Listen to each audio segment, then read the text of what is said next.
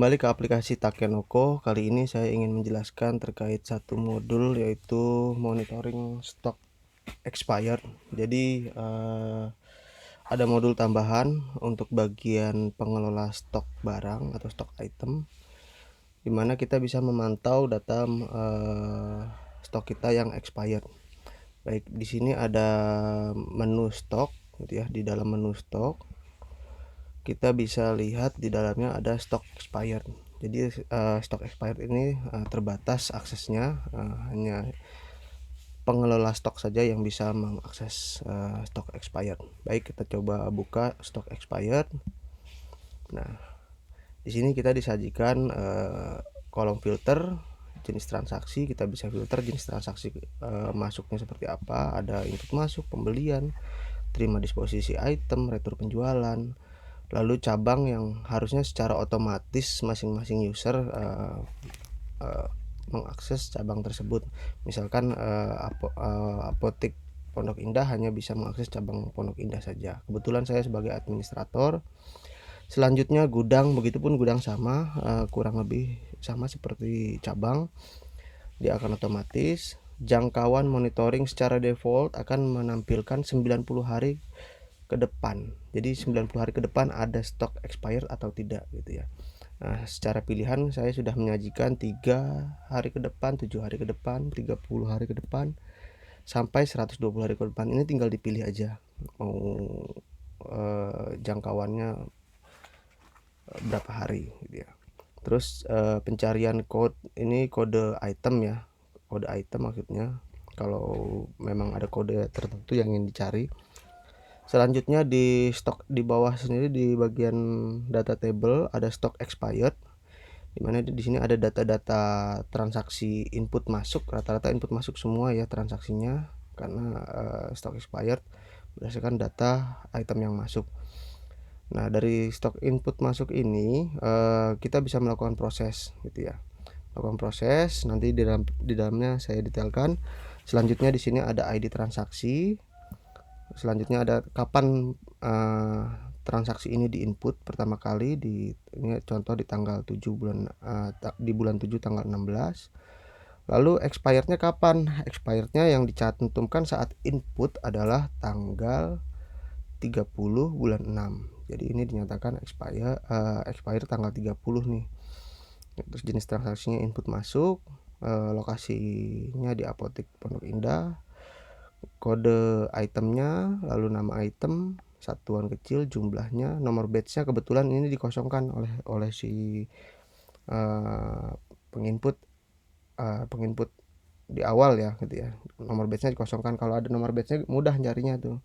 Oh, nomor batch sekian sudah expired. Kalau seperti ini mungkin nanti kita harus cari-cari dulu mana yang expired berdasarkan tanggal gitu sih. Jadi lebih memantau lagi. Selanjutnya ada kode referensi. Ini kalau memang ada transaksi pembelian, penjualan, penjualnya ke siapa, lalu keterangannya waktu itu apa. Di sini ada keterangan waktu input pertama kali itu adalah input stok awal Juli, jadi cut off ya gitu. Nah, di sini ada created by-nya Evi, saat itu Mbak Evi yang melakukan input.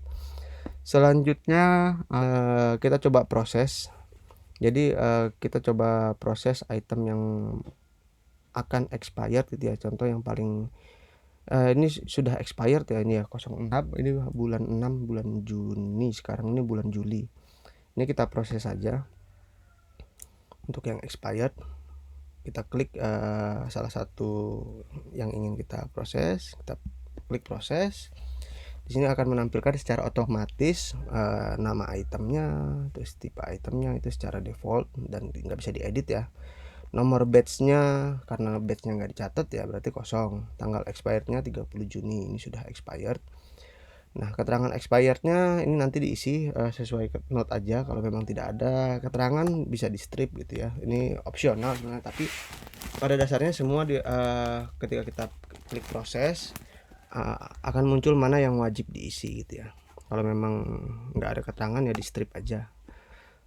Terus jenis transaksinya, jadi selanjutnya di sini ada jenis transaksi. Ini adalah respon atau tindak lanjut dari data atau stok expired ini gitu ya.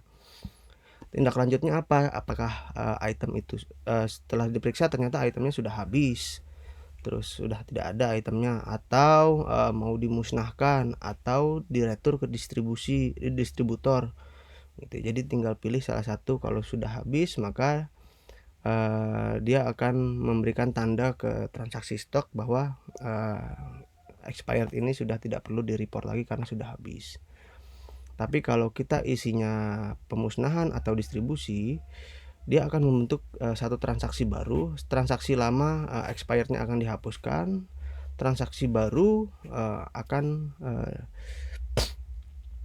dibentuk sesuai apa yang kita input di bawahnya. Jadi di sini ada jumlah, misalkan pemusnahan, berapa jumlah yang dimusnahkan gitu ya. Nah, pastikan jumlahnya tidak lebih dari jumlah yang ada di dalam stok expired ini ya, jumlah yang ditentukan di sini. Misalkan kalau di sini nilainya 100, maka di sini harus diisi 100 gitu ya, atau dengan kondisi adanya saat itu. Jadi misalkan saat itu dari data 100 item ternyata sisanya tinggal 5 yang mesti dimusnahkan, maka di sini diisi 5 saja yang harus dimusnahkan. Terus kode referensinya ini nggak perlu diisi kalau memang nggak ada. Tapi kalau ada ya silahkan diisi. Ini kode referensi biasanya seperti nomor surat jalan atau nomor pembelian atau apapun itu yang berkaitan dan mempermudah pencarian aja sih sebenarnya.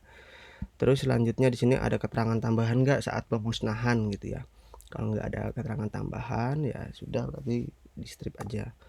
Selanjutnya juga ada pilihan ketika retur ke distributor. Ketika kita retur ke distributor sama kurang lebih, cuma bedanya dia akan membentuk transaksi retur distributor gitu. Jadi kurang lebih seperti itu untuk metodenya. Di bagian kiri ini akan menghilangkan status expirednya, di bagian kanan ini akan membentuk transaksi baru bila yang dipilih adalah pemusnahan dan retur distribusi. Ketika kita isinya sudah habis ya nggak akan membentuk transaksi keluar, hanya ada transaksi masuk yang diupdate status expirednya begitu. Kalau untuk kondisi sudah habis ini nggak perlu diisi ya, di nolin aja. Terus keterangan tambahannya juga di strip aja nggak apa-apa, atau diisi apapun nggak akan kesimpan ke transaksi keluar gitu. Kurang lebih seperti itu. Lalu kita proses. Saat kita proses nanti akan terbentuk transaksi yang tadi saya sebutkan. Mungkin demikian caranya. Silahkan dipraktekkan. Kalau memang ada kendala silahkan dilaporkan. Terima kasih untuk perhatiannya. Assalamualaikum warahmatullahi wabarakatuh.